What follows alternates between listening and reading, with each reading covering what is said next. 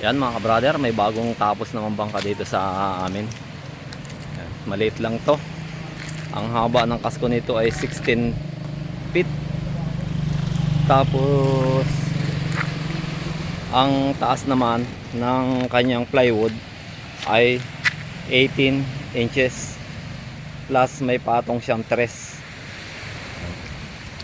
Yan, ang ganda ng forma oh. Kakaiba ang kamarote. Tapos kakaiba din ang nabubukod tangi ang kulay. Karamihan kasi mga ka-brother dito sa amin ay puti ang kulay. Ito ay ibang kulay kasi request ng may-ari. Ang luwang nito mga ka-brother ay 28 inches. Yan. Tapos ang luwang naman ng kasko nito ay nasa 16 inches. Yan, kakaiba ang kamarote nito, nakatago ang bubong. Pagka sa labas mo titingnan, kala mo'y walang bubong ang kanyang kamarote. Bilog lang siya. Pero itong yari ng kanyang dito sa hulihan ay katulad din ng mga kamarote dito sa amin. Kasado na ito mga ka-brother ang ihi, housing at saka timon. Yan, laki ng timon. Ang laki ng timon mga ka-brother niyan ay 12 by 14 inches, makapal. Tapos ang pinakang ihi ng timon ay 3/4. Yan. Ang loob naman nito mga ka-brother, ayan oh. Mayroon din siyang cabinet. May sliding cabinet din siya. Ang kabilaan siya ay nabubuksan.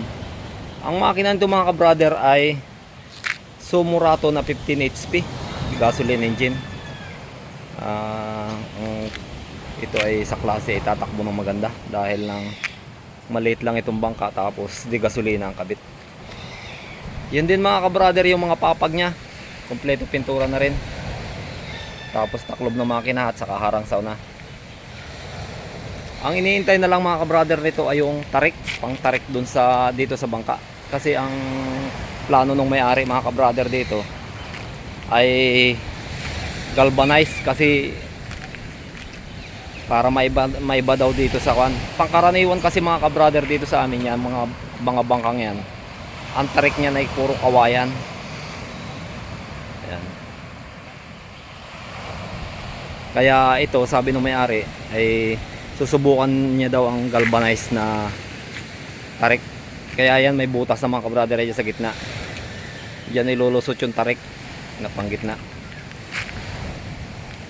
Pagka dadating yung tarik mga ka-brother, ito ay makakasahan na ng tarik. Tapos yung katig na ayos naman ang kasado naman ang makina nito. Yan mga ka-brother, ang ganda ng forma ng bangka.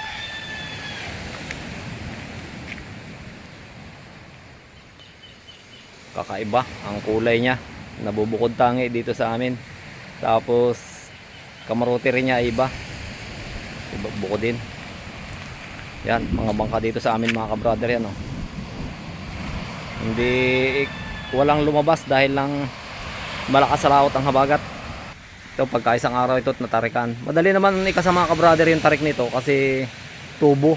Putukin lang yung pinakang pakuko or siko-siko. Tapos yun pwede na ikabit.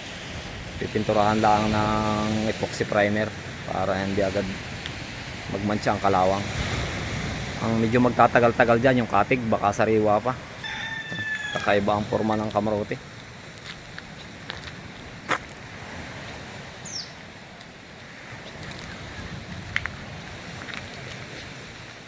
Katamtaman lang itong gamitin dito mga ka-brother, pandito lang. Pero sa dayuhan ito maliit. Mahihirapan ito sa dayuhan kasi mababa.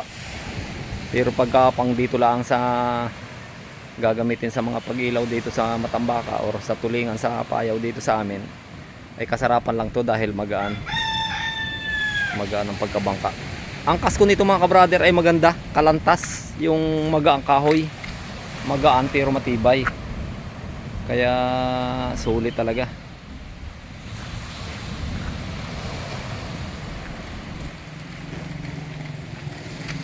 Yan mga ka-brother, hanggang dito lang ang aking video. Maraming salamat at sana patuloy nyo suportahan ang aking YouTube channel. Maraming salamat at God bless po sa ating lahat.